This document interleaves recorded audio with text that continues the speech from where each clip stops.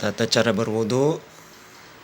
Assalamualaikum warahmatullahi wabarakatuh. Apa kabar anak-anak semua? Mudah-mudahan tetap dalam keadaan sehat walafiat dan selalu dalam lindungan Allah Subhanahu wa taala. Bertemu kembali dengan Sir Musli dalam pembelajaran pendidikan agama Islam dan budi pekerti, khususnya anak Sir yang kelas 2. Masih dalam suasana pembelajaran jarak jauh, pembelajaran dari rumah, mudah-mudahan tetap semangat. Mari kita lanjutkan kembali materi kita, yaitu tentang berwudu ya. Setelah kita mempelajari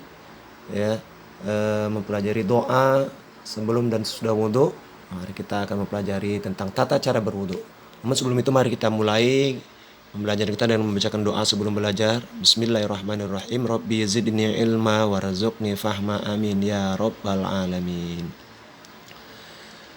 Tata cara berwudu.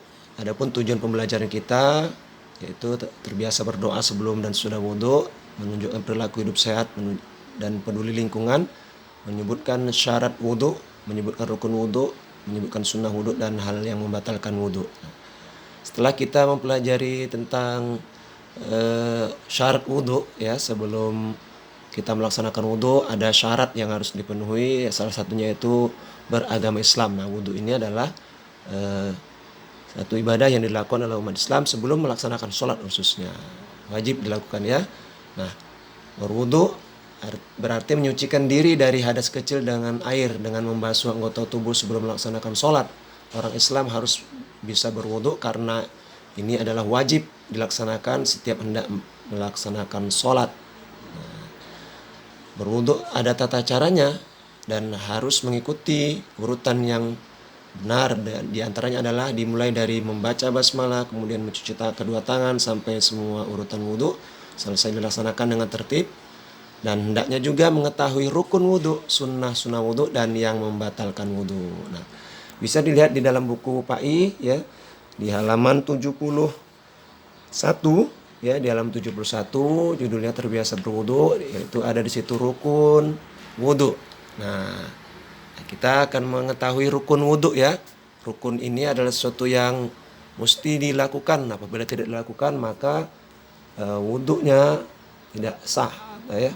Wudunya tidak sah ya, pekerjaan itu tidak sah apapun itu. Apabila rukunnya tidak dilakukan maka pekerjaan itu tidak sah. Nah, yang pertama rukun wudu. Rukun wudu ini yaitu tata caranya adalah yang pertama membaca niat.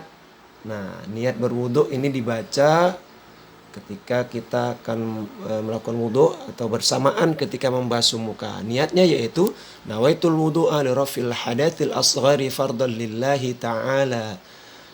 Ya, nawaitul wudu'a li raf'il hadatsil asghari fardhan lillahi ta'ala. Artinya saya niat berwudu untuk menghilangkan hadas kecil fardu karena Allah Ta'ala. Ini yang pertama, rukun ya, berniat.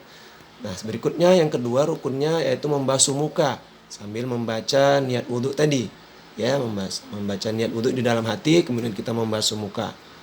Nah, berikutnya rukun wudu yaitu membasuh tangan sampai siku. Membasuh tangan sampai siku. Ini mesti dilakukan ya. Yang berikutnya, rukun wudu berikutnya adalah mengusap sebagian rambut atau kepala. Mengusap sebagian rambut atau kepala. Nah, yang ketiga, yang berikutnya mencuci kedua kaki sampai mata kaki. Dan yang terakhir tertib atau berurutan. Nah, ini merupakan rukun ya. Nah, kenapa Sir tidak ada membasuh telinga? Nah, nanti kita akan lihat di mana bahagian telinga termasuk rukun atau termasuk sunnah. Nah, ada juga ya sunnah wudu. Selain rukun ada sunnah. Nah, kalau kemarin kita sudah mempelajari tentang syarat wudu, sekarang rukun dan sunnah. Jadi ini rukunnya. Ada berapa rukunnya? Ada ada 6. Iya betul, ada 6.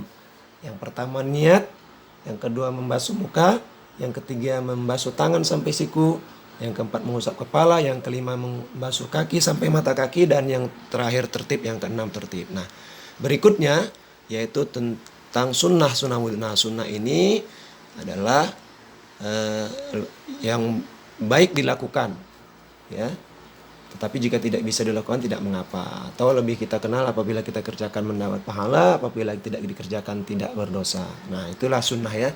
Apa saja yang sunnah itu?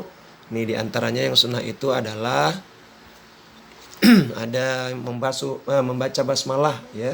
Kemudian membasuh kedua telapak tangan sebelum berwudu, menggosok gigi, berkumur-kumur, menghirup dan menghembuskan air dari hidung atau disebut dengan istinsyak dan istinsar ya. Nah, kemudian mengusap kedua telinga. Nah, ini mengusap kedua telinga itu termasuk sunnah ya. Nah, semua pembasuhan diulang 3 kali ya, 3 kali, yang kanan 3 kali, yang kiri 3 kali. Mendahulukan anggota badan yang kanan. Nah, ya. Seperti tangan, ini kanan dulu baru kiri. Itu sunnah ya. Dan yang berikutnya menyela-nyela antara jari tangan dan jari kaki di sela-sela, itu maksudnya di antara jari-jari itu ya. Gosok-gosok ya sela-selanya. Itu sunnah. Dan yang terakhir berdoa sebelum berwudu atau sudah berwudu, itu sunnah ya. Nah, baik, berikutnya kita lihat.